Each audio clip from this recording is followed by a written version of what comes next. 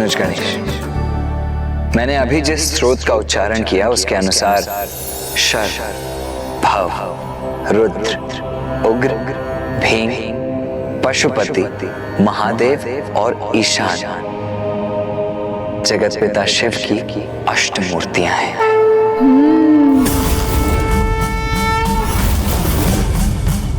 शर्व का अर्थ थल से,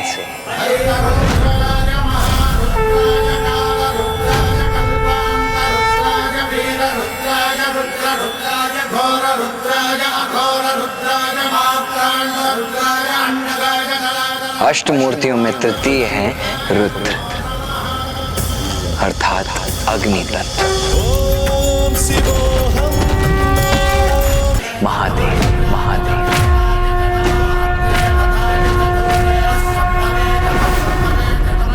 जो चंद्र का प्रतिनिधित्व करते हैं।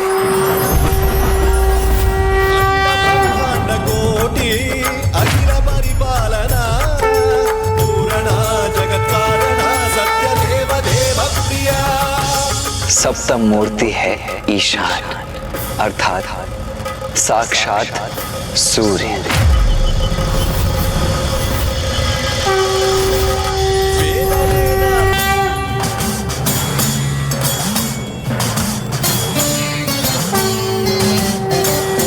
अद्भुत तो तुम्हें तब प्रतीत होगा गणेश जब तुम प्रभु शिव की महिमा को पूर्ण रूप से समझोगे। वो परम शक्ति, वो परम ऊर्जा जो सर्वव्यापी है, जो समस्त ब्रह्मांड का संचालन करती है, वो अपनी संपूर्ण स्थिरता में शिव ही तो है। और वही परम ऊर्जा गतिशील होकर अपने स्त्री रूप में मां पार्वती एवं पुरुष रूप में श्री हरि नारायण बनकर प्रकट होती है। अर्थात शिव ही सृजनकर्ता ब्रह्मदेव भी है और पालनहार श्री हरि नारायण भी। शिव ही परम ब्रह्म है।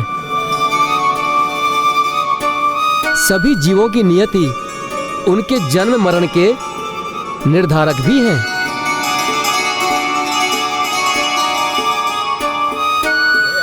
माँ ने जब सृष्टि के कार्यों का निर्धारण किया तो ब्रह्मदेव को जन्म, विष्णुदेव को पालन और महादेव को संहार का दायित्व सौंपा। किंतु संहार के देवता होकर भी कोई महादेव से भयभीत नहीं होता, वरन हृदय से उन्हें अपना आराध्य मानता है, क्योंकि महादेव मात्र संहार ही नहीं वरन हर जीव के मर्म को समझते हैं। बिना कोई भेदभाव किए अपनी संतान मान उसकी कठिन से कठिन मनोकामना भी पूर्ण करने को तत्पर रहते हैं। मैं अल्पायु था और मेरी मृत्यु भी 16 वर्ष की आयु में होनी निश्चित थी, किंतु मेरे द्वारा की गई महादेव के पूजा के कारण ही यमराज भी मुझे अपने साथ ले जाने में असमर्थ रहे। मैं यमराज तुम्हारे प्राण हरने आया हूँ। मैं यमराज तुम्हारे प्राण हरने आया हूँ।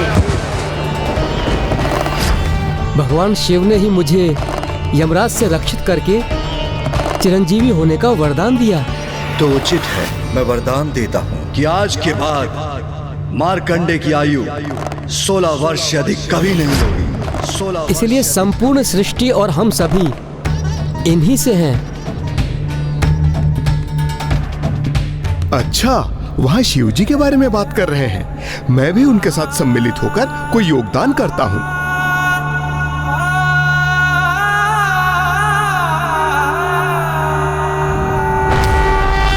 शिव अनंत हैं।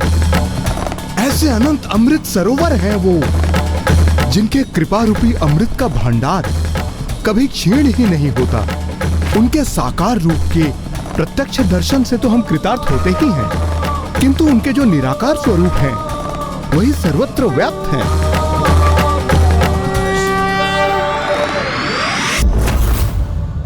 सृष्टि का आरंभ भी शिव है, अंत भी शिव ही है। सृष्टि के सृजनकर्ता, पालनहार, संहारक सभी तो शिव हैं। शिव ही प्रणव अर्थात ओम है, जो समक्ष ब्रह्मांड में गूंजते हैं। शिव ही वो दिव्य नार हैं जिसके कारण समक्ष ब्रह्मांड गुंजायमान है। शिव ही वो स्वर है जिनका हम श्रवण करते हैं। इसीलिए हम सब उन्हीं को भजते हैं। और उन्हीं दया निधान को भजने से एक दुष्ट चोर समस्त सृष्टि के धन का संरक्षक बन गया। चोर धन रक्षक बन गया? किंतु कैसे? मैं कुछ समझा नहीं। गणेश जी, अपने प्रथम जन्म में मैं यागदत्त नामक एक ब्राह्मण था, जो उच्च कुल में जन्म लेने के उपरांत भी जुए तथा मादक पदार्थों के लत के कारण चौर्य कर्म करने लग गए। किंतु एक दिवस चोरी करते समय मुझे सैनिकों ने देख लिया और उनसे अपने प्राणों की रक्षा करने हेतु मैं रात्रि काल में एक निर्जन स्थान पर स्थित शिव मंदिर में जाकर छिप गया।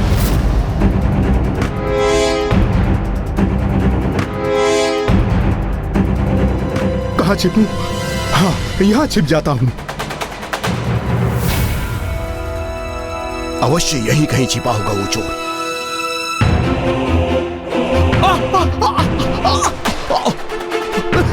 ये सैनिक मुझे पकड़े ना पकड़े, यहाँ का ये भयानक घोर अंधकार ही मेरे मृत्यु का कारण बनेगा। कुछ करना पड़ेगा, कुछ।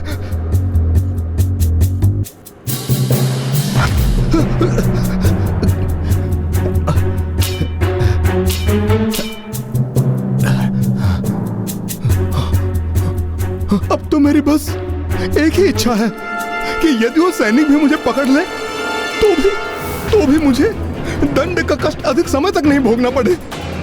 मैं अधिक समय तक मैं कारागार में नहीं रहना चाहता।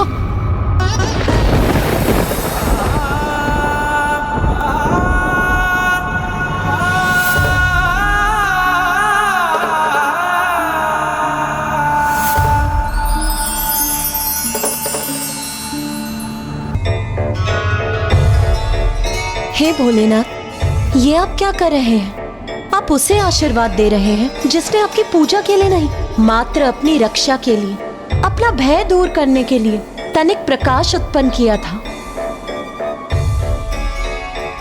अज्ञानतावश ही सही, किंतु उसने मेरे मंदिर को प्रकाशित किया है और इसलिए मैं अपने मंदिर में दीपक प्रज्वलित करने के समान ही मानता हूं।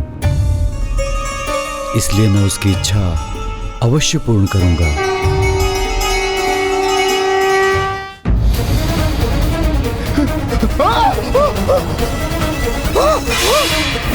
बहुत भगाया तुमने हमें, किंतु अब तुम नहीं भाग सकोगे। अब तो तुम्हें मृत्युदंड प्राप्त होकर ही रहेगा। मृत्युदंड? नहीं, मृत्युदंड नहीं। तो क्या वास्तव में उस जन्म में आप मृत्युदंड के भागी बने कुबेर जी? जी गणेश जी, मुझे तो वही प्राप्त हुआ जिसकी मैंने इच्छा की थी। एक ऐसा दंड जिसका अंत भी शीघ्र हो और उसमें कष्ट भी क्षणिक हो।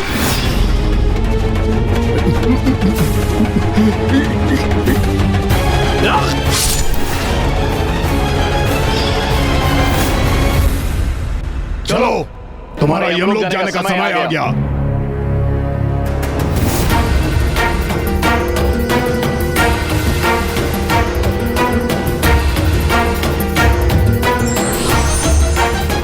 यज्ञदत्त यमलोक नहीं जाएगा। हम यमदूत हैं, यमराज जी की आज्ञा अनुसार ही इन्हें लेकर जा रहे हैं। हम शिवगढ़ हैं। हम प्रभु शिवशंकर की आज्ञा का पालन करने के लिए यहाँ उपस्थित हुए हैं। भोले बाबा ने इन्हें पुनर्जन्म देने का निर्णय लिया है।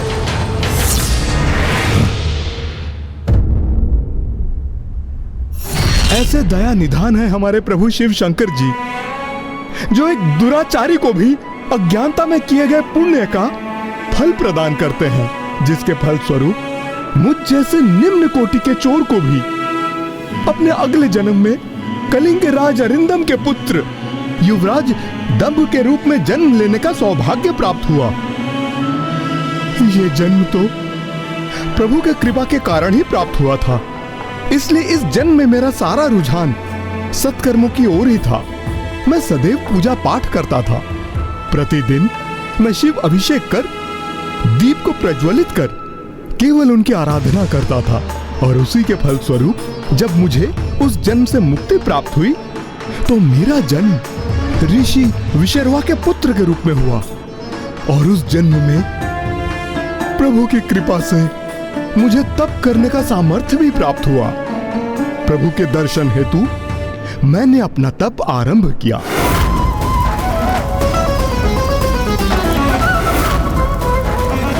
मेरे तप का प्रभाव बढ़ता ही जा रहा था।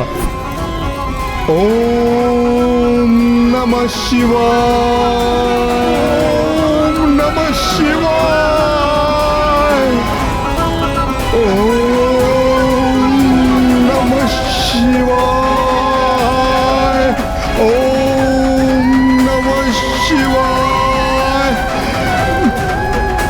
ओम नमः शिवाय। तुम्हारी तपस्या पूर्ण हुई वत्स, तुम्हारी तपस्या पूर्ण हुई वत्स।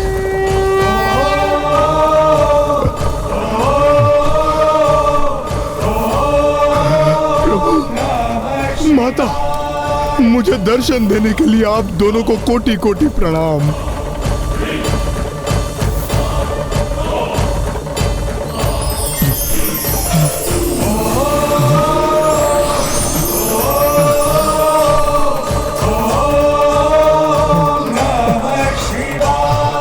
वत्स, वरदान मांगो।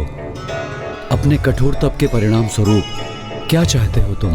प्रभु, प्रभु, मेरी तो एक ही इच्छा थी कि मुझे स्वयं आपके दर्शन प्राप्त हो, और आपने तो मुझे माता के साथ दर्शन देके धन्य कर दिया। प्रभु, धन्य कर दिया।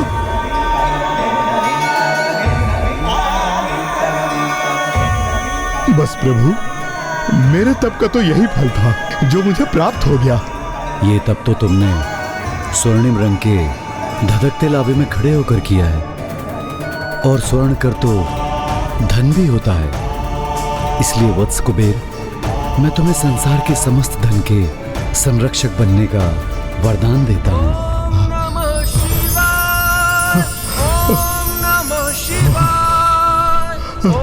और इस प्रकार प्रभु की कृपा से मुझे अपने पूर्व जन्मों के पापों से मुक्ति प्राप्त हुई, और मैं सृष्टि के समस्त धन का संरक्षक बन गया।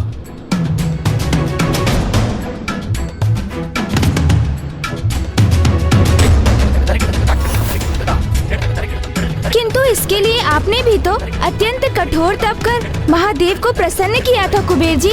गणेश जी, जो तप माता लक्ष्मी ने किया था उसके समक्ष मेरा तप तो कुछ भी नहीं था, क्योंकि उन्होंने अपने यज्ञ में आहुति के रूप में स्वयं अपने ही अंग को प्रस्तुत किया था। उससे भी बड़ी परीक्षा तो मेरे प्रभु श्री हरि नारायण ने दी थी, अपने कमल नयन को प्रभु को अर्पित कर। भ्राता श्री हरि नारायण और देवी लक्ष्मी ने भक्ति का ऐसा अनूठा और श्रेष्ठ उदाहरण प्रकट किया है जिसे संसार कभी भूल नहीं सकेगा।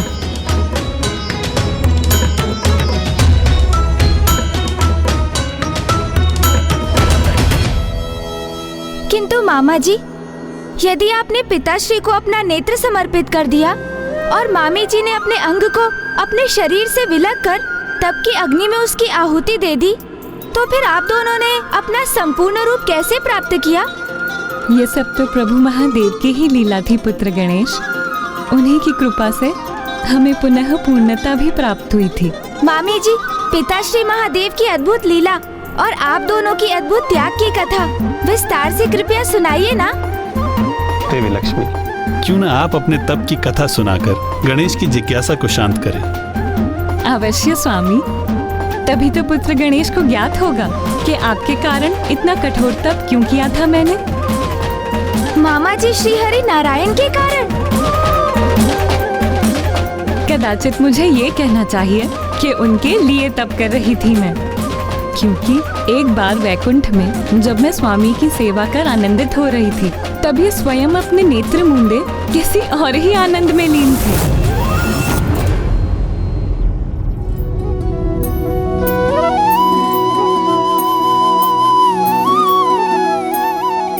स्वामी, अपने नेत्र मूंदे किसका ध्यान कर रहे हैं आप, जिसका आनंद आपकी दिव्य मनोहर मुस्कुराहट बनकर प्रकट हो रहा है? उन्हीं के ध्यान में,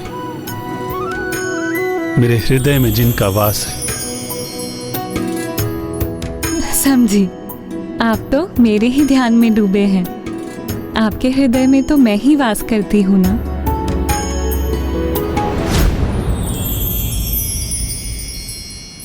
जो मैंने आपसे कहा उसे अपनी प्रतिक्रिया देकर स्वीकार क्यों नहीं किया आपने? मेरा ही वास है ना आपके हृदय में। स्वामी, आप अब भी शांत हैं? आपका निरुत्तर होना मुझे विचलित कर रहा है।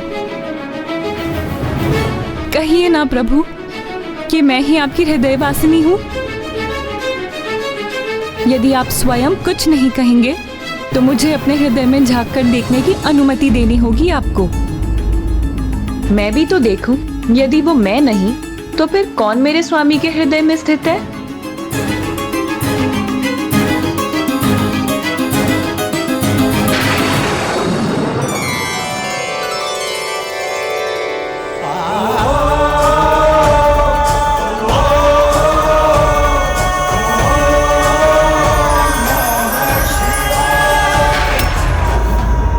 प्रभु महादेव, जगत के पालनहार मामा जी श्री विष्णु जी के हृदय में मेरे पिता श्री जगत पिता महादेव वास करते हैं। केवल मेरे हृदय में नहीं गणेश, महादेव तो प्रत्येक जीव के हृदय में वास करते हैं। जिन्हें इस सत्य का बोध है वो इसे स्वीकार कर परम सुख का आनंद उठाते हैं। किंतु कुछ ऐसे भी जीव हैं जिन्हें इस सत्य का ज्ञान तो है, किंतु अपने अहंकार वश वो इसे नकार कर अपने दुर्भाग्य को आमंत्रित करते हैं।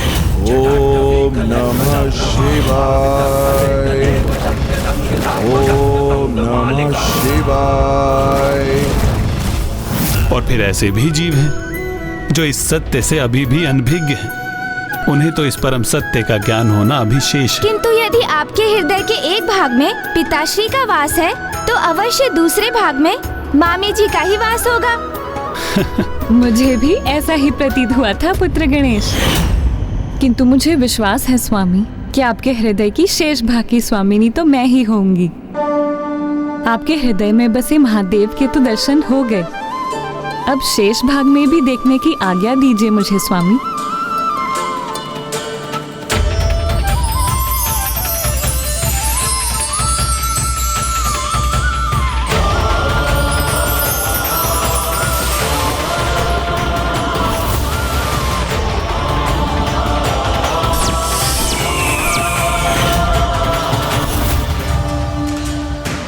आपके हृदय के एक भाग में भगवान शिव और दूसरे भाग में समस्त संसार है, तो फिर वहाँ मेरा स्थान कहाँ है प्रभु? प्रिय, शिवाय विष्णु रूपाय शिव रूपाय विष्णुवे, शिवश्च हृदयं विष्णु विष्णु च हृदय शिवम। जिस प्रकार महादेव के हृदय में मेरा वास है, उसी प्रकार मेरे हृदय में महादेव का वास है। और जगत का पालनहार होने के नाते मेरी एक दृष्टि सदैव संपूर्ण सृष्टि पर बनी रहती है। इसलिए मेरे हृदय के एक भाग में आपको महादेव और दूसरे भाग में संपूर्ण सृष्टि दिखाई देती है।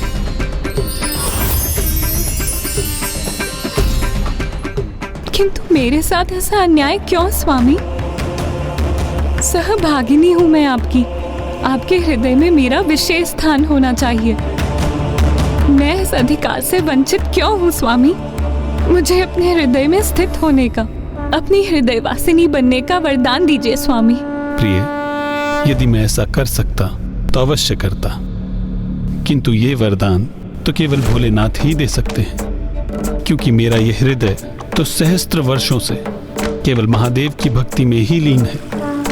मेरे इस हृदय पर मुझसे अधिक अधिकार तो महादेव का है।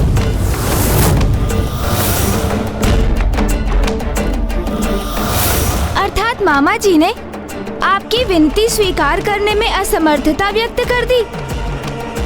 फिर क्या हुआ मामी जी?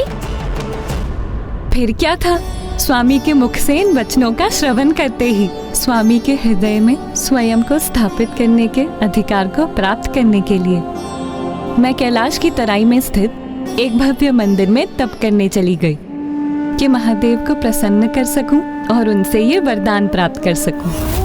ओम नमः शिवाय, ओम नमः शिवाय, ओम नमः शिवाय, ओम नमः और मैं इसी प्रकार तपस्या करती रही। दिवस, माह और ऋतुएं बीतते चले गए, किंतु मैं उसी प्रकार अन्न, जल, निद्रा का त्याग कर निरंतर महादेव की कठोर तपस्या करती रही। ओम नमः शिवाय, ओम नमः शिवाय, ओम नमः शिवाय। फिर क्या हुआ माता? उनकी तपस्या कठोर अवश्य थी,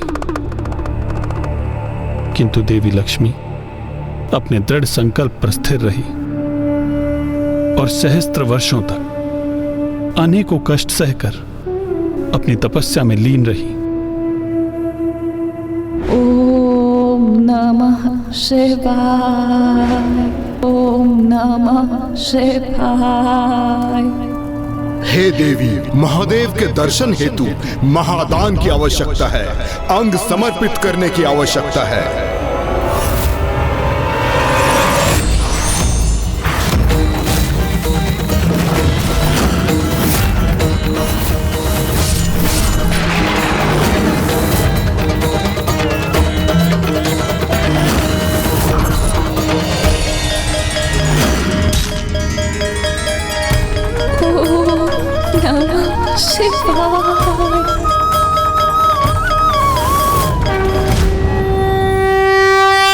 और फिर देवी लक्ष्मी के त्याग से और कठोर तप से प्रसन्न होकर महादेव ने उन्हें दर्शन दिया और महादेव के प्रकट होते ही महादेव की कृपा से देवी लक्ष्मी के शरीर ने पूर्व के समान पुनः पूर्णता प्राप्त की।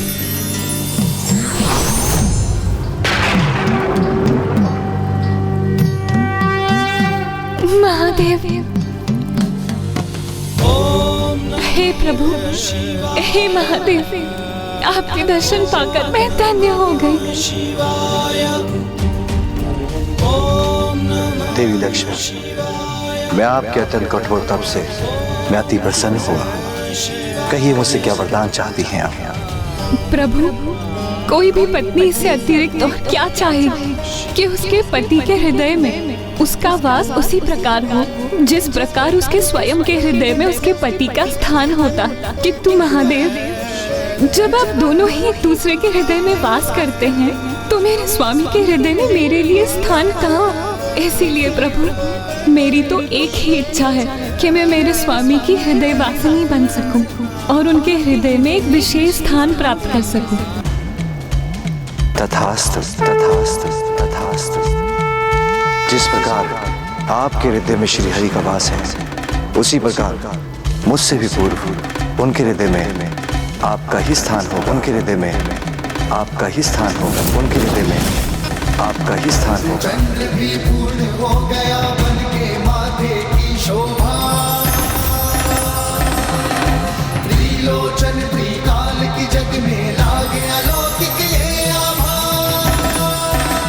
और इसीलिए संसार में आपका एक और नाम प्रचलित होगा, विष्णु बक्षु विभूषणी। विष्णु बक्षु विभूषणी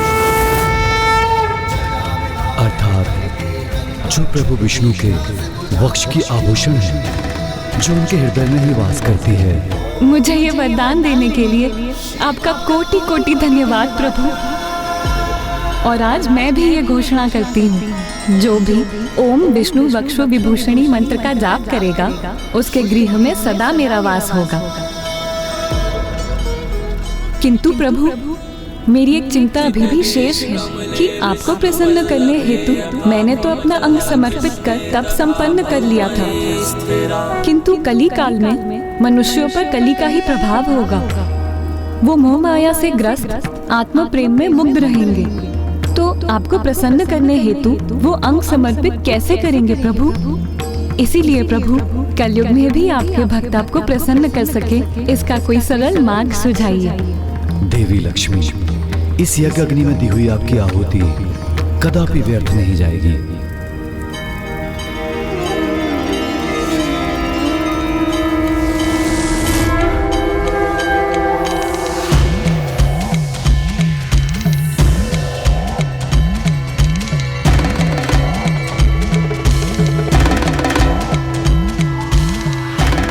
आपके सर्वोच्च त्याग का सुफल संसार को अवश्य प्राप्त होगा।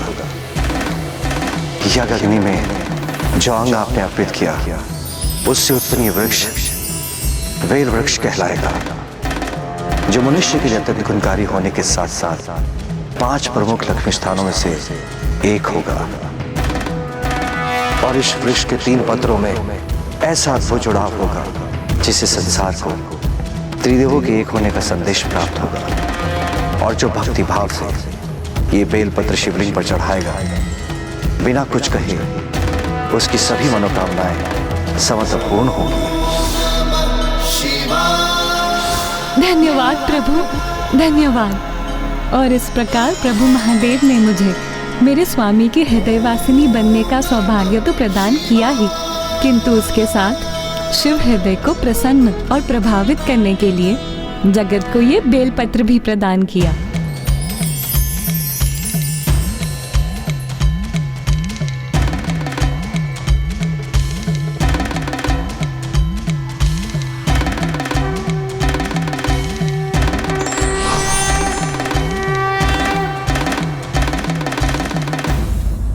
अर्थात पिताश्री ने जगत को उन्हें प्रसन्न करने का सरल उपाय दे दिया। उपाय सरल अवश्य है, किंतु इस सरल उपाय को करने के लिए भक्त के मन में सरलता का होना आवश्यक है, अन्यथा महादेव की परीक्षा इतनी सरल कैसे हो सकती है। एक ऐसी ही परीक्षा मुझे भी देनी पड़ी थी, श्रद्धा, धैर्य और निष्ठा की परीक्षा। कैसी परीक्षा मामा जी?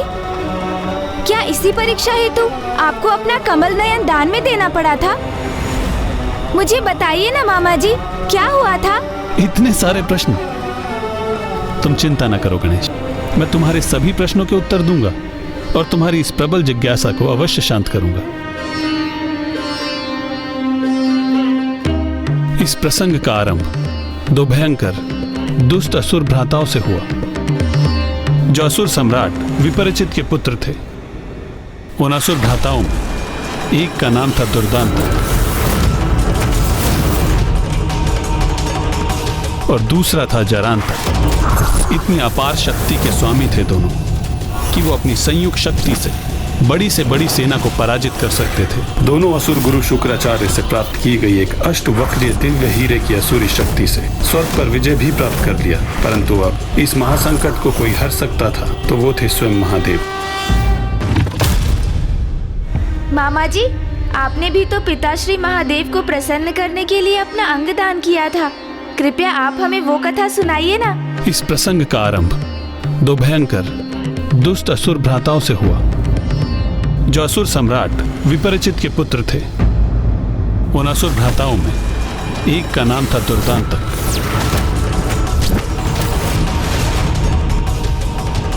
और दूसरा था जरांतक। इतनी अपार शक्ति के स्वामी थे दोनों कि वो अपनी संयुक्त शक्ति से बड़ी सेना को पराजित कर सकते थे। और उन दोनों के एक साथ आने से न केवल उन दोनों की अपितु उनके शस्त्रों की भी शक्ति बढ़ जाती थी।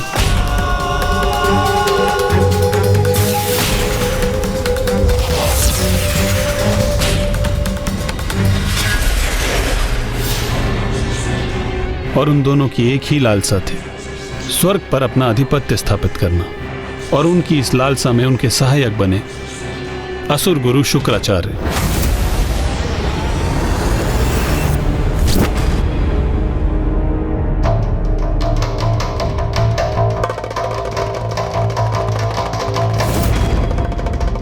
प्रणाम असुर गुरु शुक्राचार्य।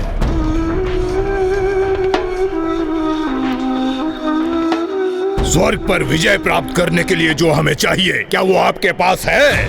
यदि नहीं तो हमें आज्ञा दीजिए गुरुदेव, क्योंकि समय व्यर्थ गंवाना हमें तनिक भी नहीं भाता। जो उपहार मैं तुम्हें देने वाला हूं, उसके बिना ही स्वर्ग पर आक्रमण करोगे तो व्यर्थ ही अपना समय गवाओगे। अच्छा, तो हमें शीघ्र ही बताइए, क्या है वो? बताइए बताइए, वो क्या है जिसको पाने के बाद हम स्वर्ग पर विजय प्राप्त कर सकते हैं?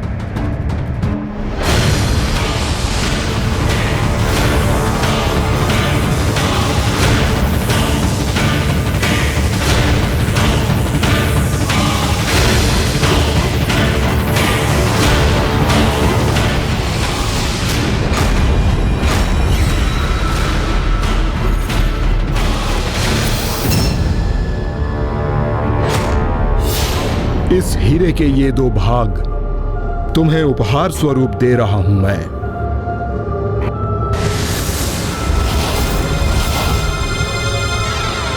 ये कैसा परिहास कर रहे हैं गुरुदेव?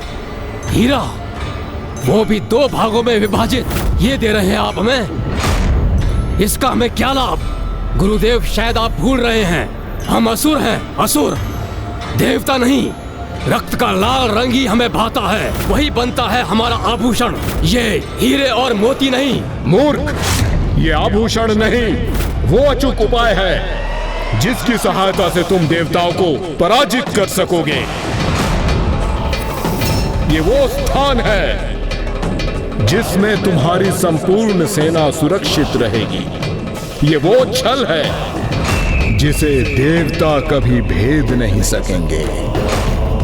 जो तुम्हें साधारण हीरे के 2 टुकड़े प्रतीत हो रहे हैं, उनका एक दूसरे के साथ जुड़ाव होते ही वो एक मायावी अभेद्य दुर्ग में परिवर्तित हो जाएंगे।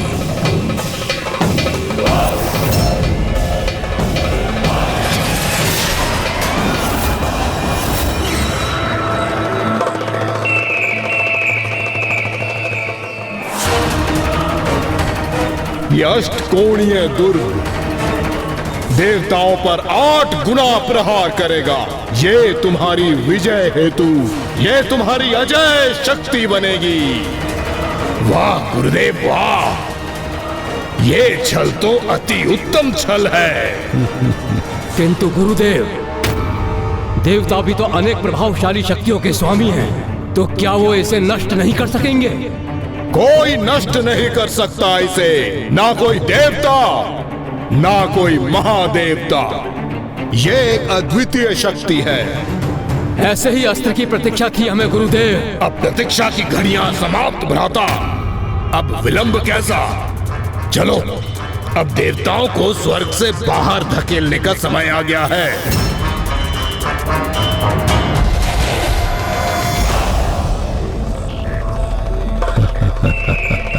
और देवताओं को उन पर आने वाले संकट का तनिक भी आभास नहीं था।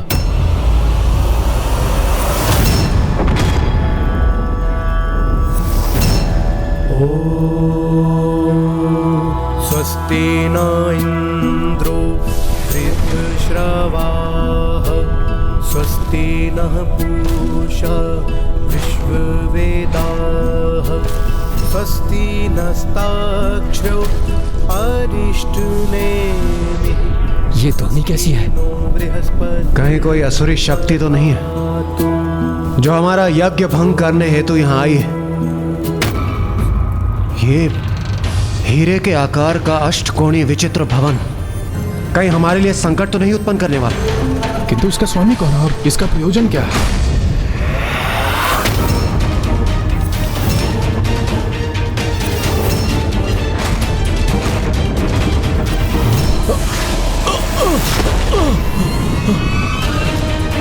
इसने तो हमारी यज्ञ विधि को ही नष्ट भ्रष्ट कर दिया। सावधान देवगण, हम देवताओं पर किसी असुर का आक्रमण है ये।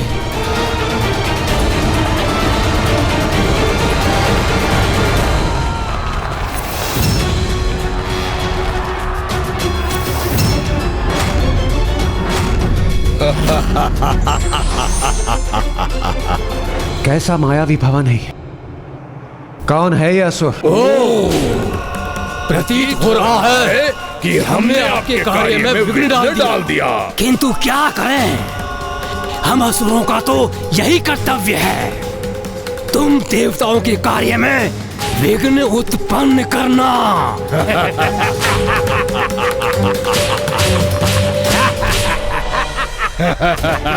इस अष्टकोणीय भवन में कहाँ स्थित है ये असुर?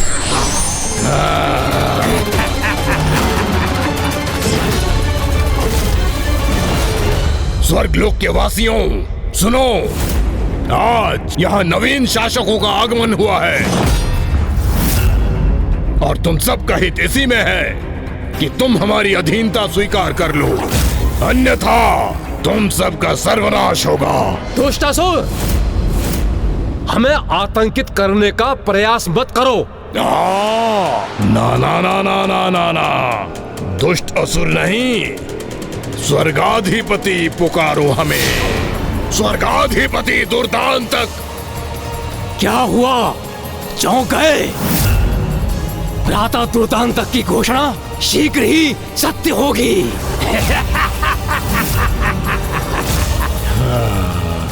भ्रम है ये तुम्हारा। तुम्हारे स्वप्न में ही सत्य हो सकती है तुम्हारी ये घोषणा।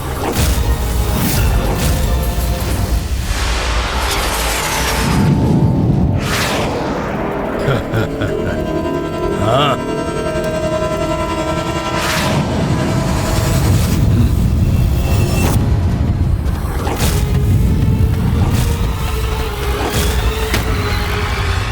जिस प्रकार तुम यहां आए हो उसी प्रकार उल्टे पांव यहां से लौट जाओ, अन्यथा तुम्हारे असुरों की जो चित्कार तुमने सुनी है वही चित्कार तुम्हारे मुख से भी निकलेगी।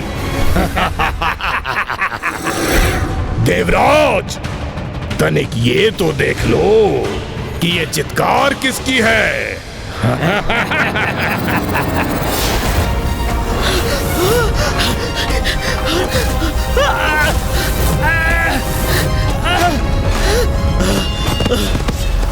दुष्टासुर, तुम्हारी इस माया का उचित दंड दूंगा मैं तुम्हें।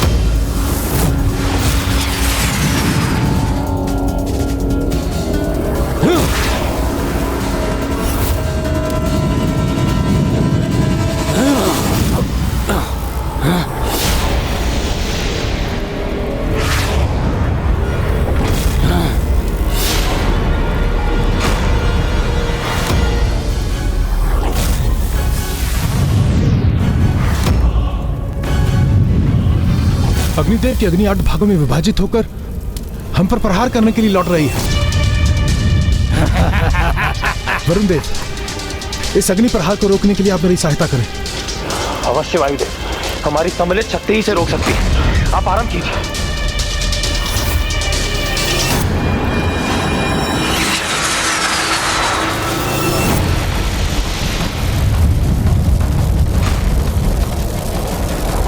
कैसी अष्टकोणीय आकृति है ये, जिसके कारण मेरा वार असुरों के स्थान पर देवताओं को ही कष्ट पहुंचाने लौट पड़ा। चिंता मत कीजिए देवगण, मैं अभी अपनी वज्र की शक्ति से इस अष्टकोणीय दुर्ग भवन को ही नष्ट कर देता हूं।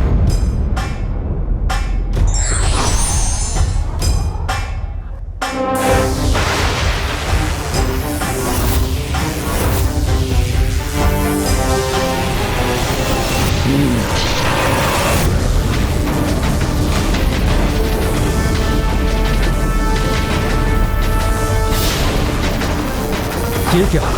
इंद्रदेव की वज्र शक्ति तो कई गुणित ऊर्जा के साथ सृष्टि को ही क्षति पहुंचा रही है।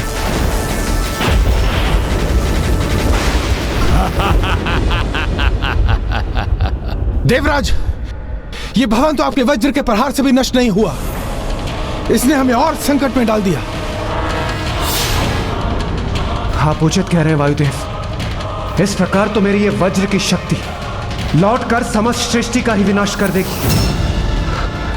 अब हम कैसे रोकें इसे?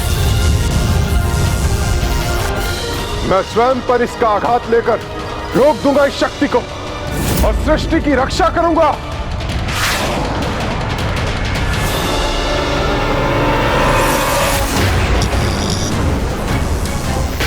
सूर्यदेव ने देवराज की लौटती शक्ति को रोक तो लिया, किंतु उसके लिए उन्हें अपार कष्ट हो रहा होगा। सूर्यदेव, सूर्यदेव, संभालिए अपने आप को।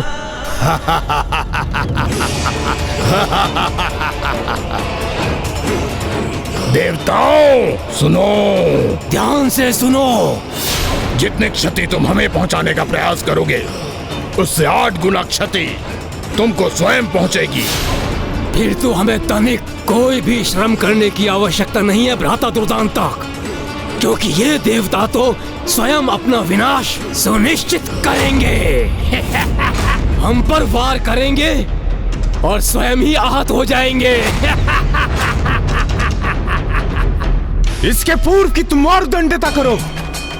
मैं तुम्हें और तुम्हारे इस भवन को, जिसका तुम इतना दंभ कर रहे हो, अपनी वायु प्रवाह से कहीं दूर भेज दूंगा।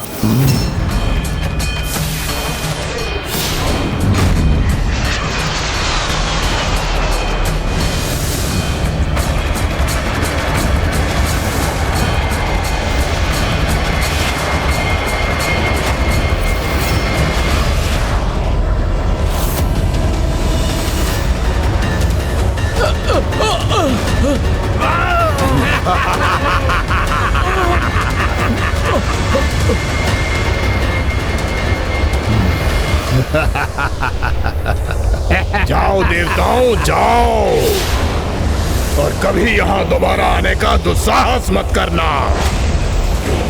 स्वर्ग पर अब हमारा अधिकार है। हम ही हैं यहाँ के अधिपति। स्वर्गाधिपति दुर्दांतक और स्वर्गाधिपति जरांतक। अर्थात उन दोनों दुष्ट असुर भ्राताओं को अपनी सेना का प्रयोग करने की भी आवश्यकता नहीं हुई और उन्होंने स्वर्ग पर विजय प्राप्त कर ली। हाँ गणेश जी, दुर्भाग्यवश उस युद्ध में वो दोनों भ्राता सफल रहे, किंतु अभी और भी अधिक भीषण युद्ध शेष था। उनकी दुर्ग की शक्ति से निसहाय होकर हम प्रभु श्रीहरि नारायण के समक्ष प्रस्तुत हुए। उन्हें अपनी दुर्दशा की सूचना देकर उनसे सहायता प्राप्त करने हेतु, अर्थात जरांतक और दुर्दांतक को परास्त करने के लिए हमें सर्वप्रथम उनके हीरे के अष्टकोणीय दुर्ग को नष्ट करना होगा।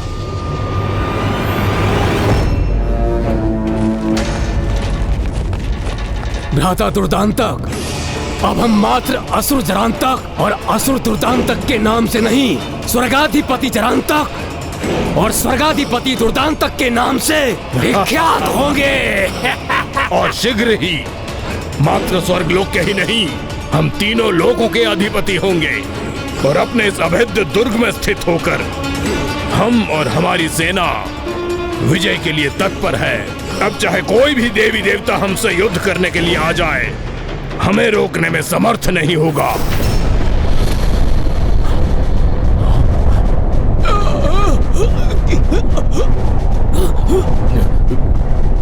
भ्राता जरांतक, ये मुझे कैसी वायु प्रभा का आभास हो रहा है?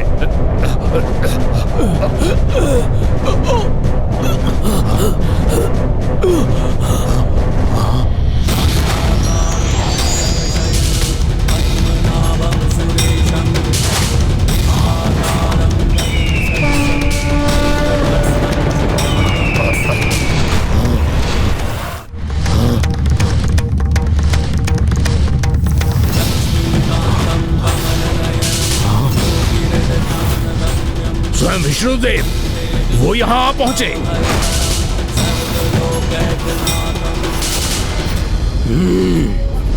प्रतीत होता है भीरू देवता इनसे शरण मांगने पहुंच गए।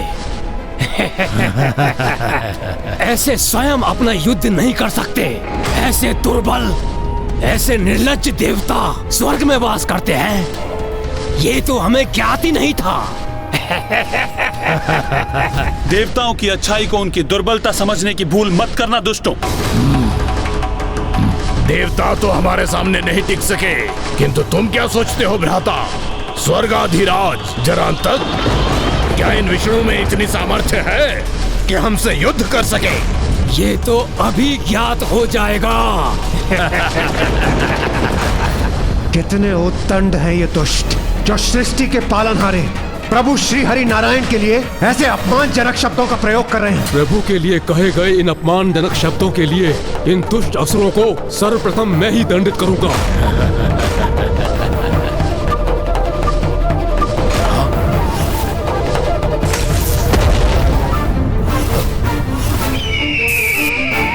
अपने पंजों के प्रहार से नष्ट कर दूंगा इस हीरे के भवन को मैं।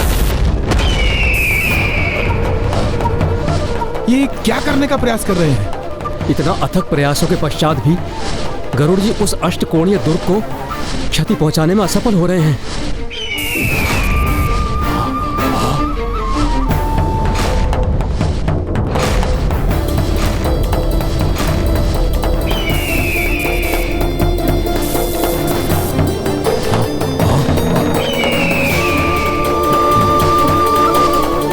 शांत हो जाइए करूर जी।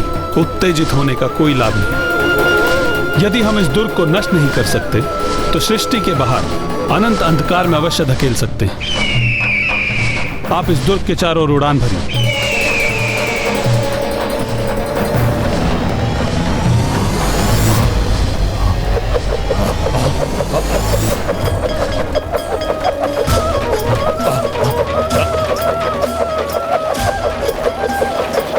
उस अष्ट कोणीय दुर्ग के चारों ओर श्री हरि नारायण ने जो गति उत्पन्न की है, अब वही गति दुर्ग को अंधकूप की ओर धकेल रही है।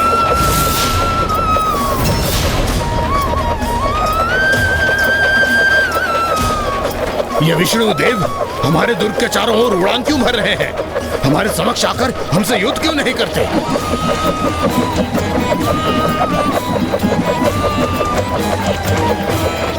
ये क्या कर रहे हैं? ये तो हमें भी संकट में डाल रहे हैं। हमारा दुर्ग तीव्र गति से घूम रहा है।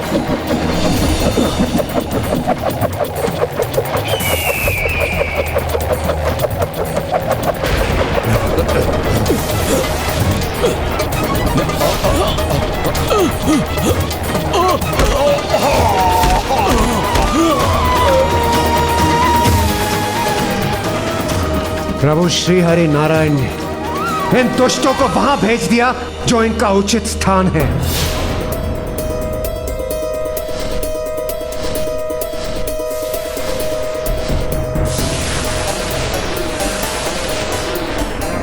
ब्रह्मांड के सिरे पर अंधकूप के समान अंधकार का जहां विस्तार होता है वहां भेज दिया है प्रभु ने उन्हें। वहां जो भी प्रवेश करता है वो उसके अनंत अंधकार में सदा के लिए लुप्त हो जाता है। अब इन दुष्ट असुरों का भी यही परिणाम होगा।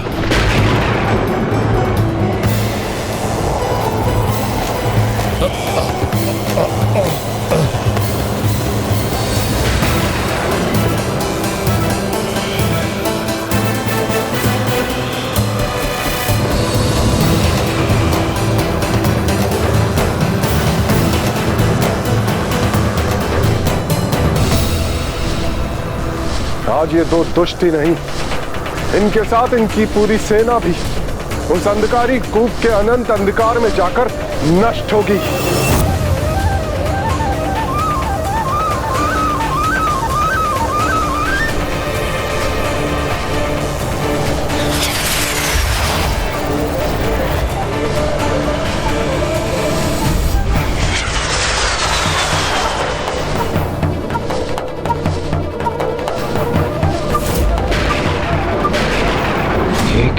वो अंधकूप भी उस दुर्ग को कोई हानि नहीं पहुंचा सका। और अब तो इसकी गति और भी तीव्र है। आपका प्रहार तो विफल हुआ विष्णुदेव। अब आप हमारा प्रहार सहन कीजिए।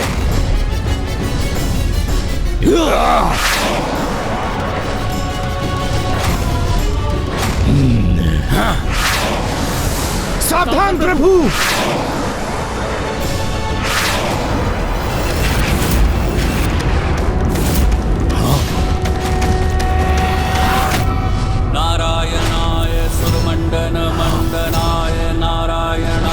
सकल स्थिति कारणाय नारायणाय भवभीति निवारणाय नारायणाय प्रभवाय नमो नमस्ते।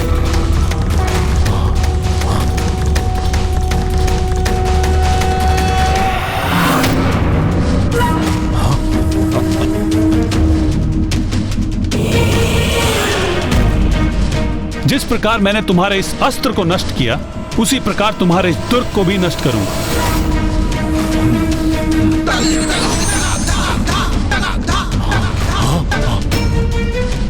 अब इन दुष्टों का अंत अवश्य होगा, क्योंकि प्रभु श्री हरि नारायण का चक्र प्रहार कभी भी व्यर्थ नहीं जाता।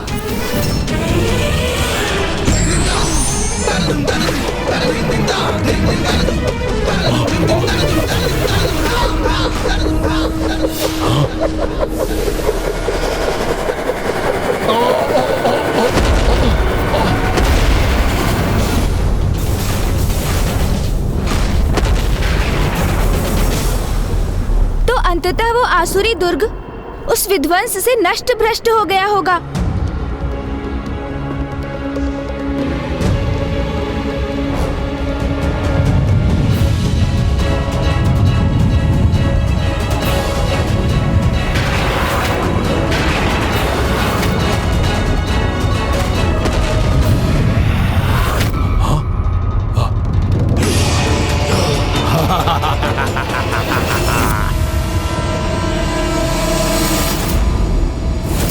मामा जी, ब्रह्मांड के समस्त अस्त्रों में श्रेष्ठतम है आपका वो नारायण चक्र, जो अत्यंत शक्तिशाली था, जो क्षण भर में शत्रुओं का विनाश करने में सक्षम था, जिसको क्षति पहुंचाना असंभव के समान था। वो भी उन असुरों के हीरे के दुर्ग के साथ टकराकर खंडित खंडित हो गया। हाँ पुत्र, कभी कभी किसी के वरदान और आशीष से प्राप्त अस्त्र असंभव को भी संभव बना देते हैं और शक्तिशाली दिव्य अस्त्रों को भी नष्ट करने में सक्षम होते हैं। किंतु फिर उन दुष्टों का सामना करने के लिए क्या उपाय शेष था आपके पास मामा जी?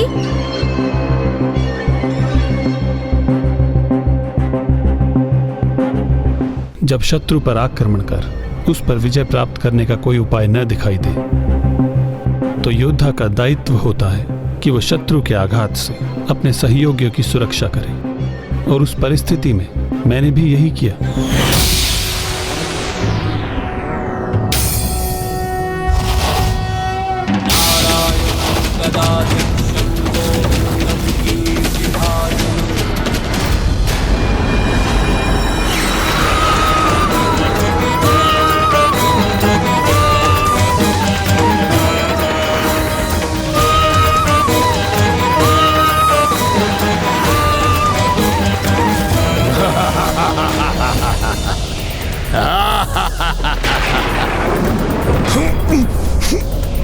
हे प्रभु, हे श्री हरि नारायण, सृष्टि के पालनहारे, हमारी रक्षा का कोई उपाय कीजिए प्रभु।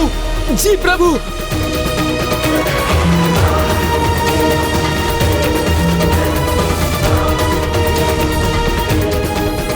देवताओं, अपने इस विष्णु से सहायता की कोई आस मत रखो, क्योंकि वो तो स्वयं एक पराजित योद्धा है। तुम्हारे त्रिदेवों में से एक देव विष्णु देव निम्न और तुच्छ प्रमाणित हो गए हैं।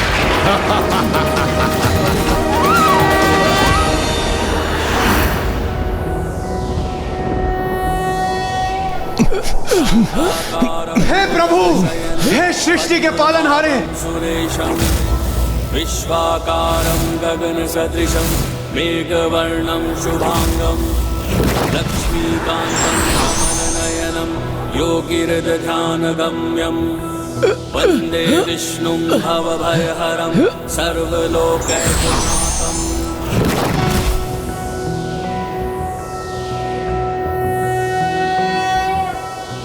अरे ये विष्णुदेव इतना विकराल रूप धारण क्यों कर रहे हैं? हाँ भ्राता, इनका ये स्वरूप तो हमारे असुर सैनिकों के साथ मुझे भी भयभीत कर रहा है। कदाचित हमें दुर्ग के भीतर जाकर स्वयं को सुरक्षित करना चाहिए।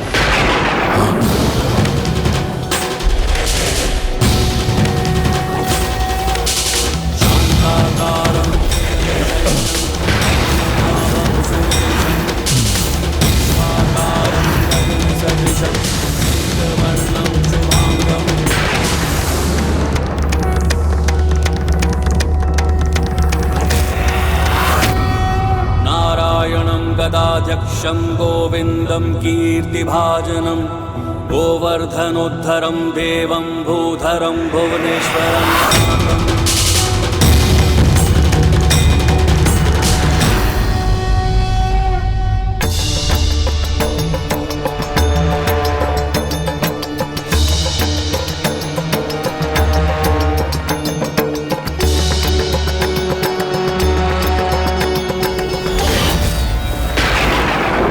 विष्णुदेव, हो जाइए क्रोधित, कर लीजिए आप अपना विकराल रूप धारण, लेकिन आप हमारे इस अभेद्य दुर्गों को ना ही भेद सकेंगे और ना ही कोई क्षति पहुंचा सकेंगे। बस, बहुत हो गई तुम्हारी उदंडता।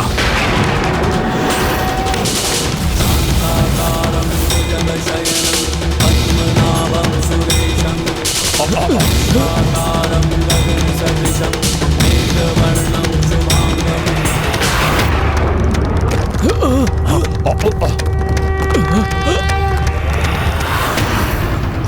भ्राता, कहीं इनकी मुष्टि में बिछकर हमारा ये हीरे का दुर्ग कहीं छिन्न भिन्न ना हो जाए।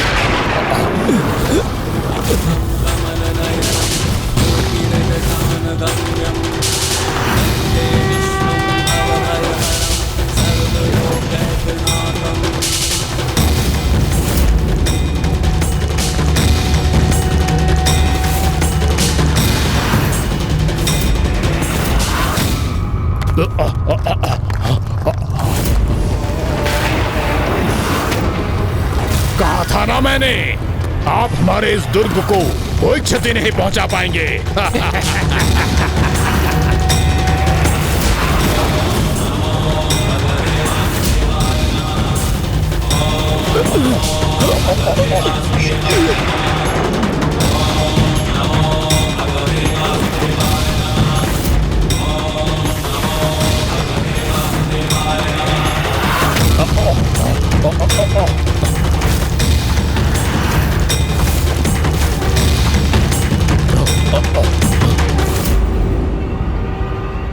अब श्री हरि नारायण के महाक्रोध के समक्ष वो अष्टकोणीय दुर्ग कदापि नहीं टिक पाएगा।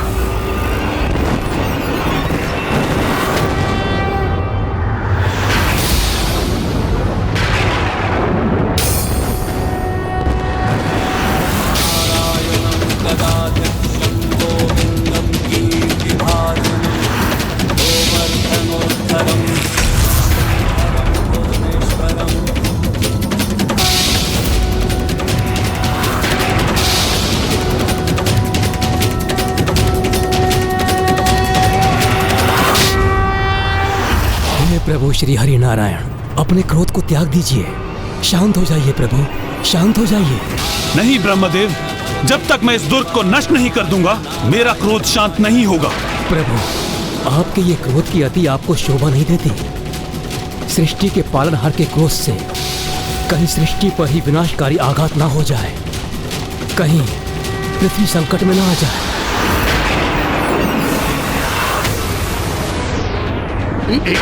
ये क्या हो रहा है? हमें हमारे दुर्ग के साथ यहाँ फेंक दिया विष्णुदेव ने। सृष्टि के पालनहार के क्रोध से कहीं सृष्टि पर ही विनाशकारी आघात ना हो जाए, कहीं पृथ्वी संकट में ना आ जाए।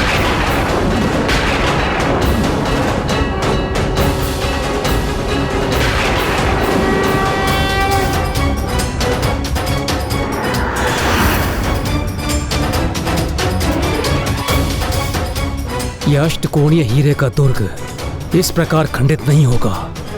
इसका सर्वनाश करने हेतु तो इसका कोई अन्य उपाय ही ढूंढना होगा।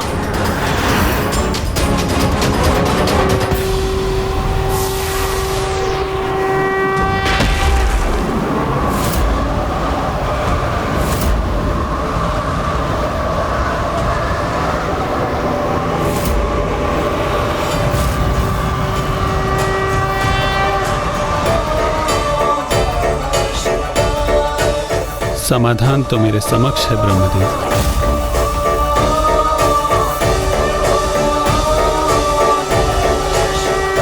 ये समाधान था धर्म की जय का और दुष्टों के संहार का।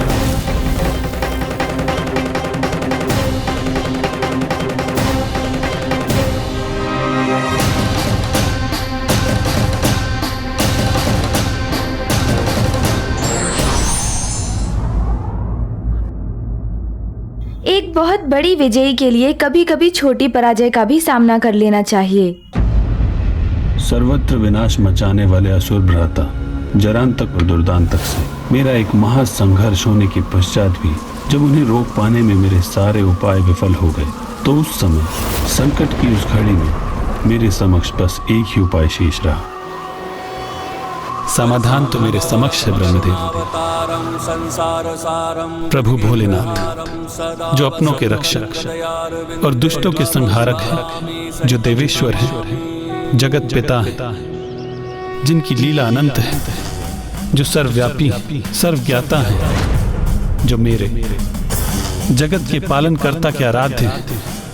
आज जब वो स्वयं मेरे समक्ष हैं, तो मैं उनकी कृपा से वो अजय अस्त्र प्राप्त करूंगा, जिससे उस अजय प्रतीत होने वाले दुर्ग को नष्ट कर उन दोनों दुष्ट असुर भ्राताओं का नाश करूंगा।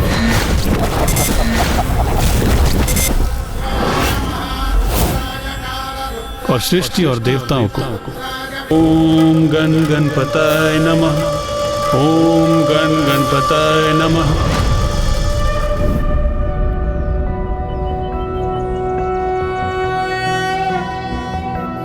नागेन्द्रहाराय त्रिलोचनाय भस्मांगरागाय महेश्वराय नित्याय शुद्धाय दिगंबराय तस्मै नकाराय नमः शिवाय। मंदाकिनी सलिल चंदन चर्चिताय नंदीश्वर प्रमथनाथ महेश्वराय। हे प्रभु महादेव, कृपा कर मेरे द्वारा किए जाने वाले आपके सहस्त्र नाम जाप को स्वीकार कीजिए। ओम स्त्राय नमः, ओम स्त्राय नमः, ओम स्त्राय नमः, ओम स्त्राय नमः।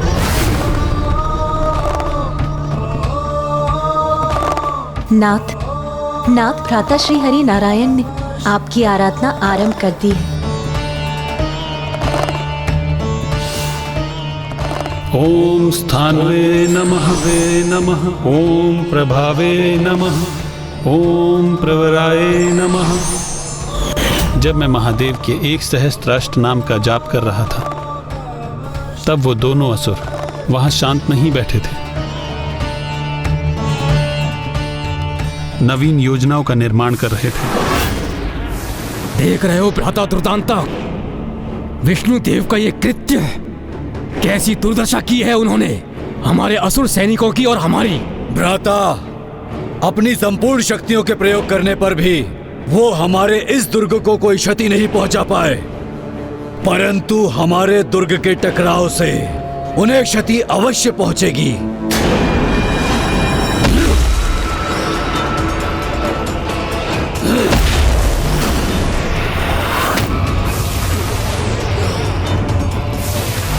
अब सुरक्षित नहीं रह पाएंगे विष्णुदेव। अब हमारा ये दुर्ग वज्र बनकर आपके ऊपर घातक प्रहार करेगा।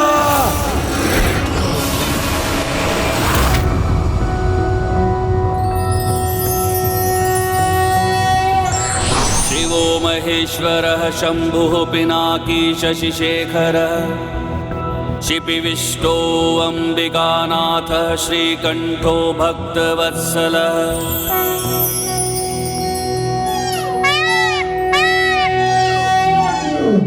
ओम विमुक्ताय नमः,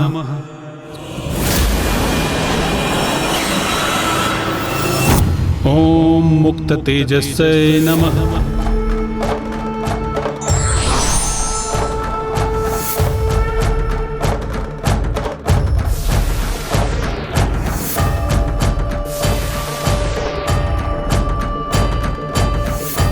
ये क्या कर रहे हैं नाथ?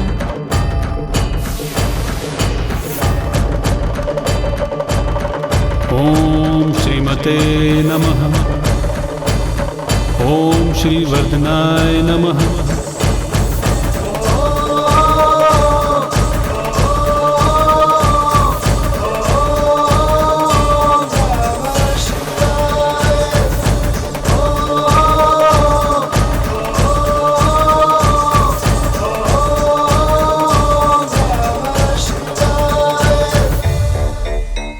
स्वामी, आपके सहस्त्र नाम जाप को पूर्ण करने के लिए तो 1 सहस्त्र 8 पुष्पों का समर्पित करना अनिवार्य है। फिर आप इस एक कमल पुष्प को वहां से हटाकर उनकी पूजा क्यों खंडित करना चाहते हैं नाथ?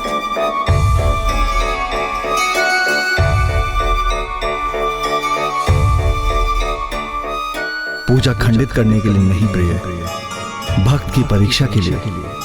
परीक्षा? परीक्षा स्वामी? जगत के पालनहार श्री हरि नारायण, जो ना आपसे भिन्न है और ना मुझसे, जो आपके हृदय में वास करते हैं नाथ, उनकी कैसी परीक्षा? भक्त की भक्ति तो तभी फलित होती है देवी, जब वो श्रद्धा, धैर्य और समर्पण भाव से भक्ति करता है। उसी की परीक्षा है ये।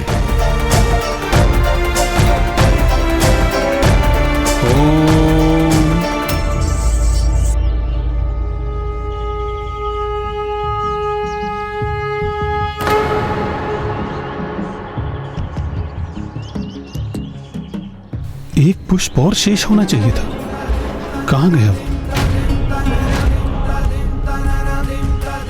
किंतु पूजा आरंभ करने के पूर्व मैंने स्वयं उचित संख्या में पुष्प एकत्रित किए थे। कहीं मुझसे ही तो कोई त्रुटि नहीं हुई। अब मैं कैसे महादेव की 1 सहस्त्राष्ट नाम जाप की पूजा को संपन्न करूंगा? ऐसा क्या दोष हो गया मुझसे कि मेरी पूजा में विघ्न आ गया? यदि आज मैं अपने आराध्य की, अपने महादेव की इस पूजा को संपन्न नहीं कर सका तो स्वयं को कभी क्षमा नहीं कर पाऊंगा। तो ये मेरी सबसे बड़ी विफलता हो। तो क्या मेरी भक्ति, मेरी निष्ठा, मेरे विश्वास, मेरे भक्ति भाव में ही कोई अपूर्णता थी? क्या यही कारण है मेरी पूजा अपूर्ण रह जाने का? महादेव तो अपने सभी भक्तों की सहज पूजा को भी स्वीकार करते हैं। वो मेरी पूजा को कभी खंडित नहीं होने देते। अवश्य इस पूजा में मुझसे ही कोई बड़ी चूक हुई है।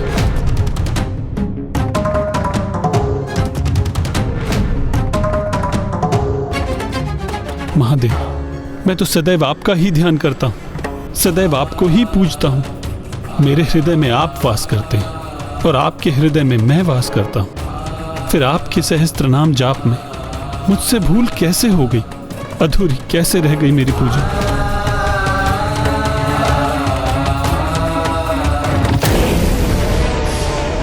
विष्णुदेव, हमारा आक्रमण सहने के लिए तैयार रहिए आप। मेरे आराध्य, मेरे महादेव की इस पूजा को मैं कभी अधूरा नहीं रहने दूंगा। ये पूजा अवश्य पूर्ण होगी और इसके लिए मुझे क्या करना है मुझे ज्ञात है। आप मुझे कमल नयन के नाम से संबोधित करते हैं ना महादेव, तो मैं नील कमल के स्थान पर मैं आपको अपना कमल नयन अर्पित करता हूं। मैं आपको अपना कमल नयन अर्पित करता हूं।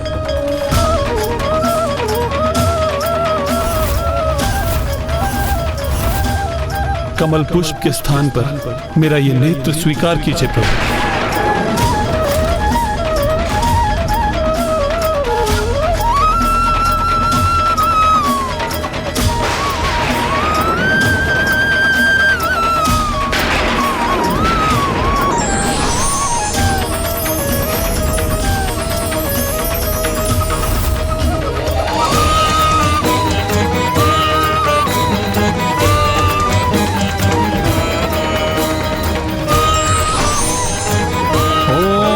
जगते नमः।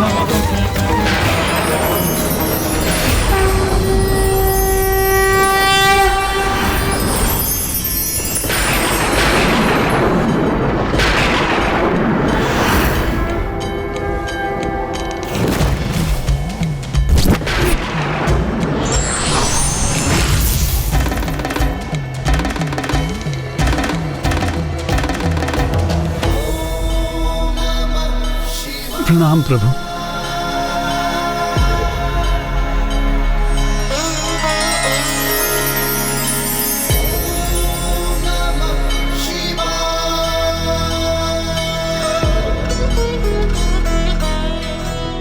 हे प्रभु, हे मेरा आराध्य, मेरी पूजा के फल स्वरूप आपने मुझे अपने दिव्य दर्शन देकर मुझे कृतार्थ कर दिया प्रभु। मैं धन्य हो गया, मैं धन्य हो गया प्रभु। नहीं श्री हरि नारायण, आपके इस परम त्याग का साक्षी बन धन्य तो मैं हुआ हूँ। नहीं प्रभु, मैंने कोई त्याग किया ही कहाँ है। मेरी तो पूजा भी अधूरी रह गई, क्योंकि कमल पुष्प के स्थान पर आपने मेरा नेत्र स्वीकार ही कहाँ किया। आप मुझे कुछ अर्पित करें और मैं उसे अस्वीकार कर दूं, ये कहाँ संभव है। और वैसे भी आपको अपना नेत्र मुझे समर्पित करने की कोई आवश्यकता नहीं।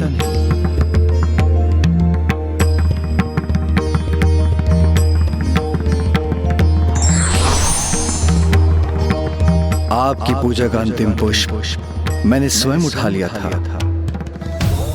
जगत के समक्ष भक्ति का श्रेष्ठतम उदाहरण प्रस्तुत करने के लिए ही ये लीला मैंने रची थी।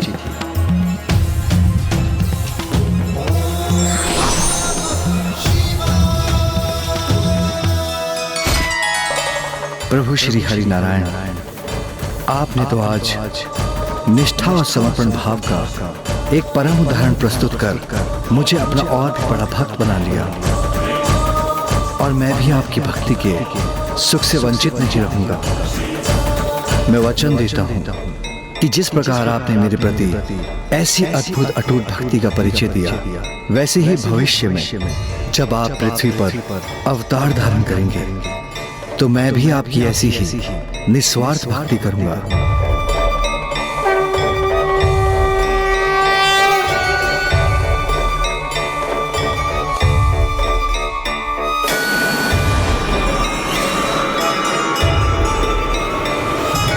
और मैं ये घोषणा करता हूं, जिस प्रकार निष्ठा, श्रद्धा और समर्पण भाव से आपने मेरे सहस्त्र नामों का जाप किया है, आज के बाद उन नामों का जो भी जाप निष्ठा और समर्पण भाव से करेगा, वो भी अपनी समस्त समस्याओं से मुक्ति पाएगा। और आपकी पूजा को फलित करने हेतु मैं आपको भी आपकी समस्या का समाधान भी प्रदान करता हूँ।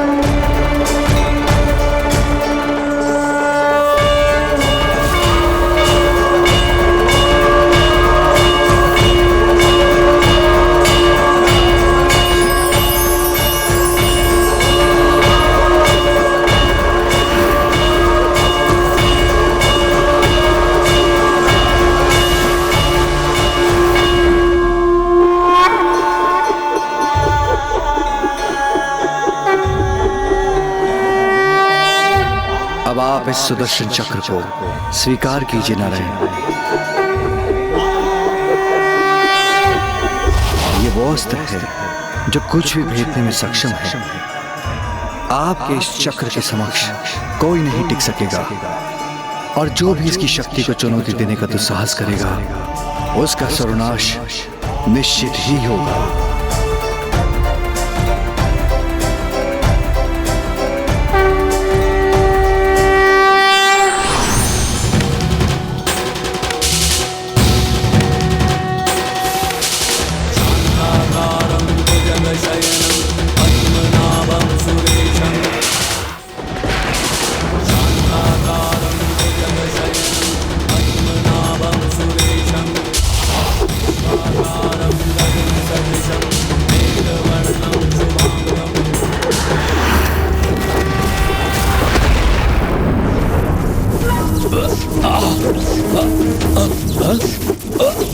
भ्राता, हमारे हीरे का यह दुर्ग विपरीत दिशा में क्यों जा रहा है?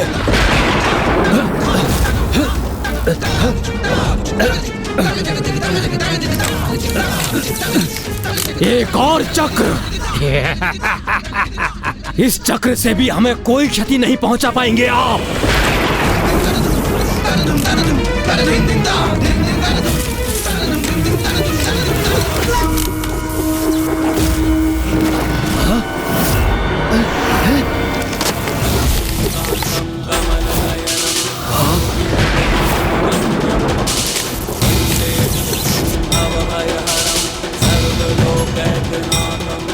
भ्राता, इस चक्र ने हमारे दुर्ग को मध्य में क्यों स्थित कर दिया है?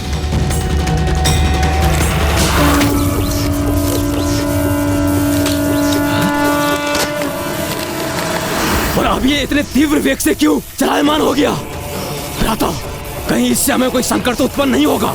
हमारे असुर सैनिक और हम दोनों इस दुर्ग में हैं। हम अपनी सुरक्षा कैसे करें भ्राता? चिंता मत करो भ्राता, हमारा दुर्ग अभेद है, अजय है, उसे कोई क्षति नहीं होगी।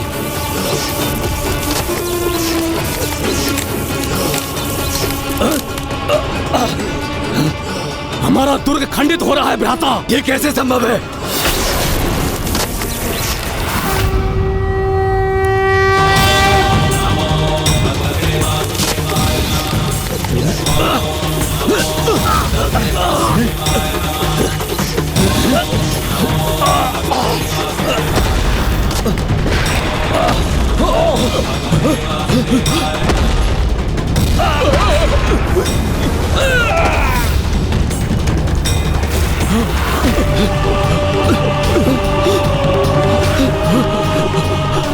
उस अजय शक्ति का परिणाम है जो मैंने शिव भक्ति से प्राप्त की है। मैंने तुम्हारे छिपने का अंतिम स्थान भी नष्ट कर दिया है। अपनी अंतिम श्वास गिनना आरंभ कर दो दुष्टों।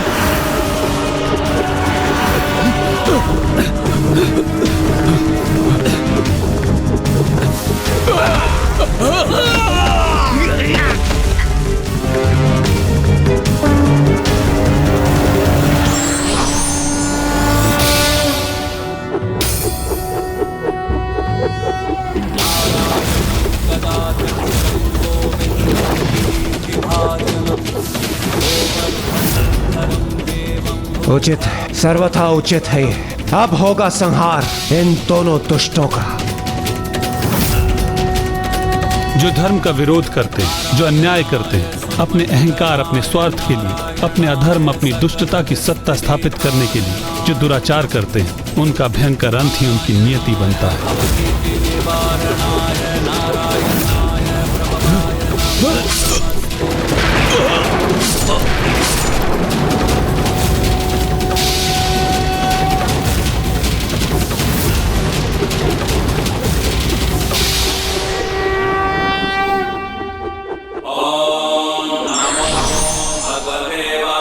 प्रभु श्री हरि नारायण की जय। प्रभु श्री हरि नारायण की जय। प्रभु श्री हरि नारायण की जय। प्रभु श्री हरि नारायण की जय। प्रभु श्री हरि नारायण की जय। नहीं देवगण, जय जयकार मेरी नहीं, अपितु महादेव की कीजिए, जिनके कारण यह संभव हुआ है। इन राक्षसों के वध का और सृष्टि की सुरक्षा का श्रेय मुझे नहीं, महादेव को जाता है।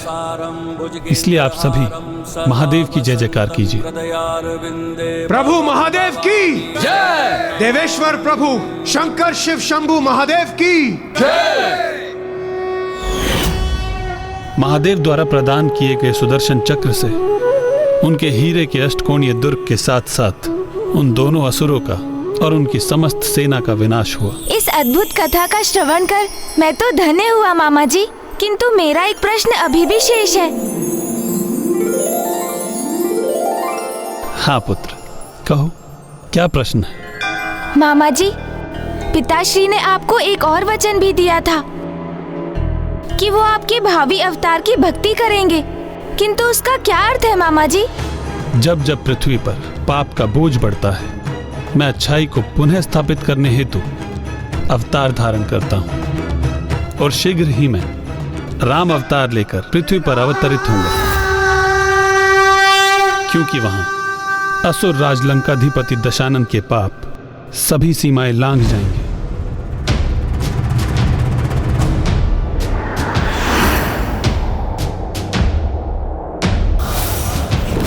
जटाटवीकरज्ज्वल प्रवाह पावितस्थले कलेवलम्ब्य लम्बितां भुजङ्गतुङ्गमालिकां डमड्डमड्डमड्डमन्निनादमट्टपर्वयं चकार चण्डताण्डवं तनोतु नः शिवः शिवम्। जटाकटाह सम्भ्रमभ्रमन्निलिम्ब निर्झरी विलोल वीचि वल्लरी विराजमान।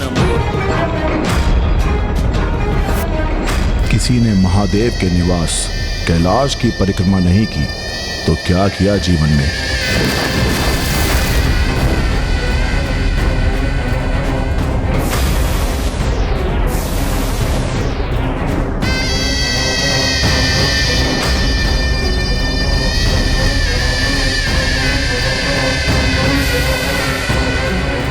ओम नमः शिवाय, ओम नमः शिवाय, ओम नमः शिवाय। और उस असुर के विनाश हेतु मेरे रामावतार में मेरे सहायक बन महादेव भी मेरे भक्त के रूप में अवतरित होंगे। अनंत अपार है महादेव की लीला। वो भक्त बनकर सेवा के लिए प्रस्तुत भी होते हैं तो भगवान के रूप में वरदान भी देते हैं। माता लक्ष्मी जी, कुबेर जी, ऋषि मार्कंडेय जी, सभी को कृपा निधान महादेव ने अपनी कृपा से कृतार्थ किया है। मेरे पिताश्री की महानता और उनकी महिमा तो अपरंपार है। किसी भी रूप में उनकी उपस्थिति की परिक्रमा करने से उनसे निकलने वाले तेज की सहज ही प्राप्ति हो जाती है। महेश्वरः शम्भुः पिनाकी ओम शशिशेखरः नमः शिवाय। देवो विरूपाक्षः ओम नमः शिवाय, ओम नमः शिवाय, ओम नमः शिवाय। ओम नमः शिवाय। अंबिकानाथ ओम श्रीकंठो नमः शिवाय।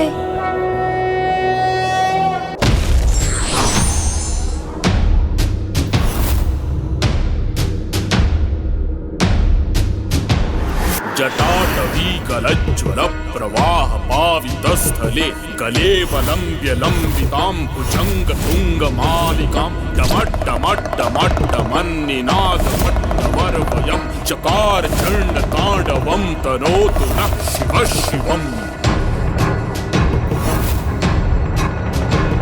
जटाकटाह संभ्रम भ्रमन्निलिम्प निर्झरी विलोल वीचि वल्लरी विराजमान मूर्धनि धगद् धगद् धगज्ज्वलल्ललाट पट्टपावके किशोर चन्द्रशेखरे रतिः प्रतिक्षणं मम।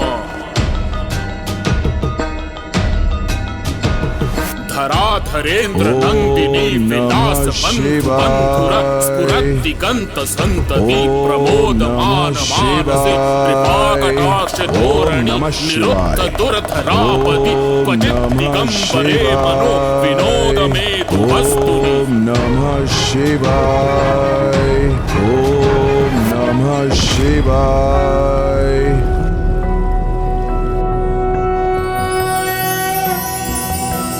नागेन्द्रहाराय त्रिलोचनाय भस्मांगरागाय महेश्वराय नित्याय शुद्धाय दिगंबराय तस्मै नकाराय नमः शिवाय। ओम नमः शिवाय, ओम नमः शिवाय, मंदार ओम नमः शिवाय, मकाराय नमः शिवाय।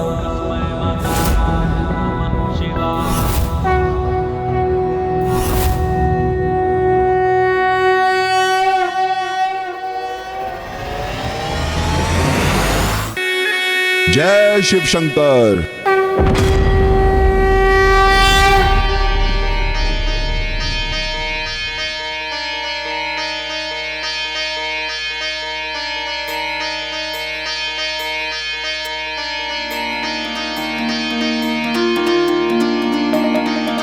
पुत्र, आज तुमने यहाँ भक्ति का ऐसा अपूर्व वातावरण उत्पन्न कर मुझे मेरे जन्म दिवस का अमूल्य उपहार प्रदान किया है। ऐसा उत्तम उपहार जिसकी तो मैं कल्पना भी नहीं कर सकती थी। माँ, आज का दिवस तो मेरे लिए भी ज्ञानप्रद और भक्ति से परिपूर्ण रहा। पिताश्री की लीलाओं की गाथा का श्रवण कर मैं धन्य हो गया। माँ पुत्र, अभी तो तुम्हें स्वामी की लीलाओं का आंशिक ज्ञान ही प्राप्त हुआ है। उनके भिन्न अवतारों से तुम अभी भी अनभिज्ञ हो पुत्र। पिताश्री के अवतार माँ? पुत्र, तुमने मेरी 10 महाविद्या रूपों की कथा का श्रवण किया।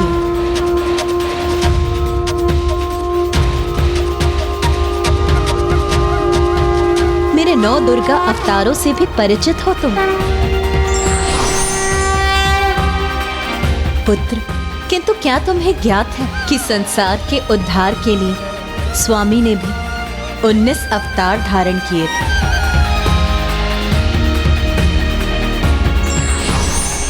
पिताश्री ने 19 अवतार धारण किए थे माँ? तो कृपया विस्तार से मुझे उन रूपों का ज्ञान दीजिए ना माँ। महादेव, महादेव। हाँ?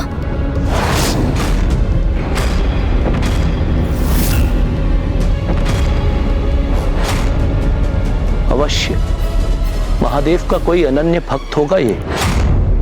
महादेव शिव शंभू की जय, महादेव शिव शंभू की जय, महादेव शिव शंभू की जय।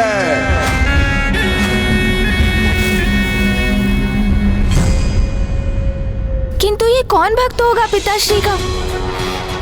गणेश जी, ये जो भी है मैं अभी जाकर उसका आशय ज्ञात करता हूं।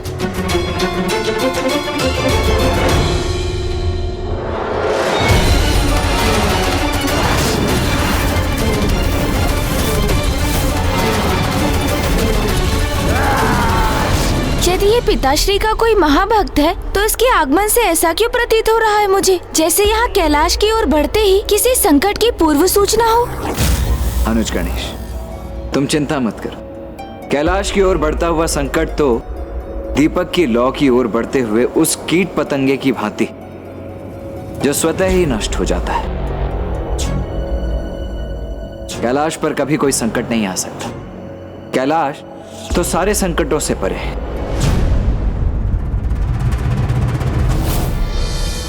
हे प्रभु, मैंने आपकी परिक्रमा की, आपका अभिषेक किया, आपके प्रिय बेलपत्र भी आपको समर्पित किए, फिर भी आप मुझे दर्शन क्यों नहीं दे रहे हैं प्रभु? मेरी प्रार्थना स्वीकार कीजिए प्रभु। मेरी माता के आज्ञा का पालन करने हेतु मुझे आपको अपने साथ ले जाना ही होगा। मेरी प्रार्थना स्वीकार कीजिए प्रभु।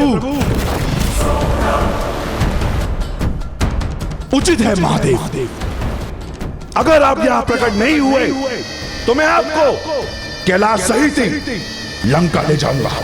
इतना बल है मेरी भुजाओं में कि मैं कैलाश को उठाकर ले जा सकता। हे प्रभु, ये तो बहुत बड़ा अनिष्ट करने का विचार कर रहा है, मुझे इसे रोकना होगा।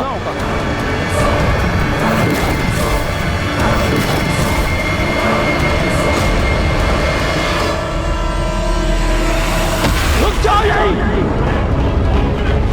तुम्हें कैलाश में प्रवेश की अनुमति नहीं।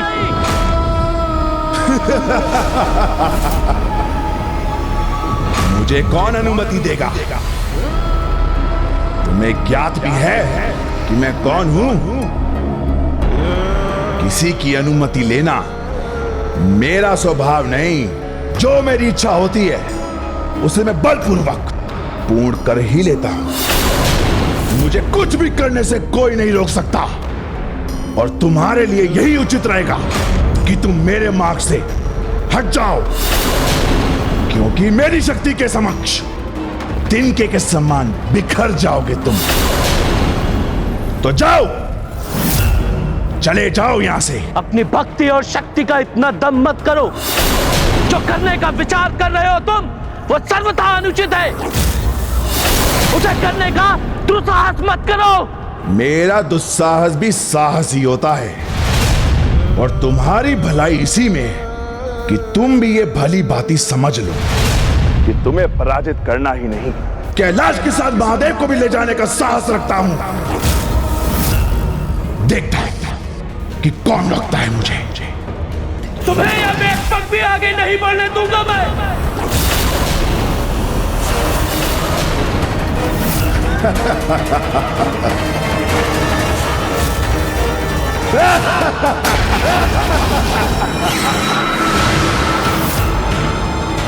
महादेव का परम भक्त लंकाधिपति दशानन हूं मैं। मुझे तुम तो क्या कोई नहीं रोक सकता।